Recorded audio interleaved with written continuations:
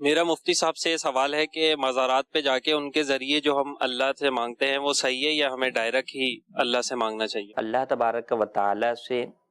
Direct بھی بندہ مانگ سکتا ہے اور وسیلے سے بھی مانگ سکتا ہے، دونوں ہی چیزیں جو ہے وہ جائز ہیں، قرآن و حدیث سے اس کا ثبوت ملتا ہے۔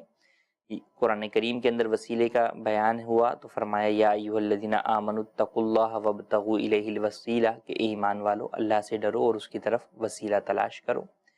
احادیث طیبہ کے اندر بھی اس کا ذکر ملتا ہے کہ صحابی رسول حضور کی بارگاہ میں حاضر ہوئے اور عرض کی یا رسول اللہ صلی اللہ علیہ وسلم میری آنکھیں نہیں ہیں، دعا فرما دیجئے کہ میری آنکھیں آ جائیں۔ تو آپ علیہ الصلوۃ والسلام نے ان صحابی رسول کو جو کہ نابینا تھے، حضرت سیدنا عثمان بن حنیف رضی اللہ تعالیٰ عنہ ہیں وہ صحابی، ان کو فرمایا کہ جاؤ جا کر 2 رکعت نماز ادا کرو،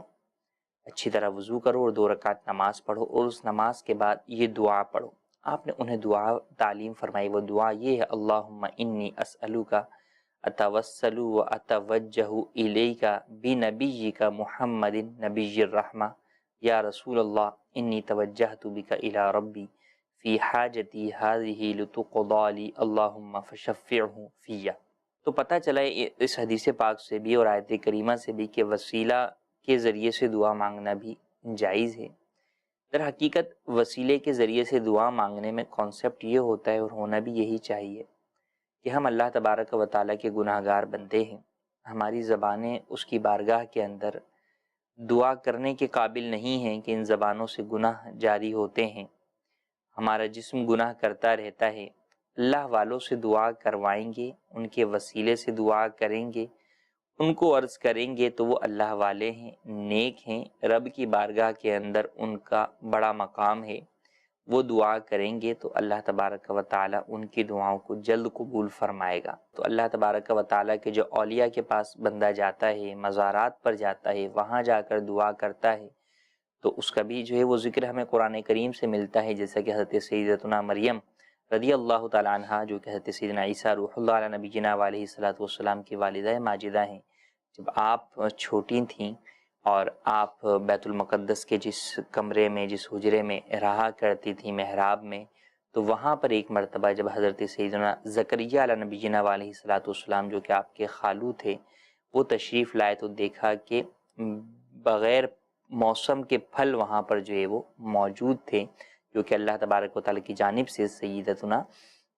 مریم رضی اللہ تعالیٰ عنہ کو عطا فرمائے گئے تھے۔ زکریا علیہ السلام نے جب یہ دیکھا کہ ان کو بن موسم کے پھل مل سکتا ہے تو آپ کی اولاد نہیں تھی، تو آپ نے سوچا مجھے بھی جو ہے وہ بغیر یعنی جوانی کے بڑھاپے میں اولاد بھی مل سکتی ہے۔ تو قرآن میں اس بات کا تذکرہ ہے کہ ہنالک دعا زکریا ربہ، یہاں پر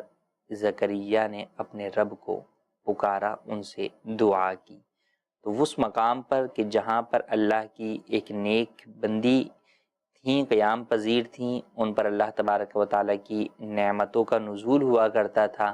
برکت لیتے ہوئے اس مقام سے حضرت سیدنا زکریا علیہ نبینا علیہ الصلوۃ والسلام جو کہ اللہ تبارک و تعالیٰ کے جلیل القدر نبی تھے، اس کے باوجود آپ نے اس مقام سے برکت لیتے ہوئے وہاں جب دعا کی تو اللہ تبارک و تعالیٰ نے آپ کی وہ دعا قبول فرمائی اور آپ کو بڑھاپے کے اندر حضرت سیدنا یحییٰ علیہ نبینا علیہ الصلوۃ والسلام جیسا ہونہار بیٹا عطا فرمایا جو کہ اللہ تبارک و تعالیٰ کے نبی بھی ہوئے۔ تو پتہ چلا کہ مقاموں کی نسبت کا فائدہ ہوتا ہے اور ان کی نسبت سے برکتیں بھی حاصل ہوتی ہیں اور دعائیں بھی قبول ہوتی ہیں۔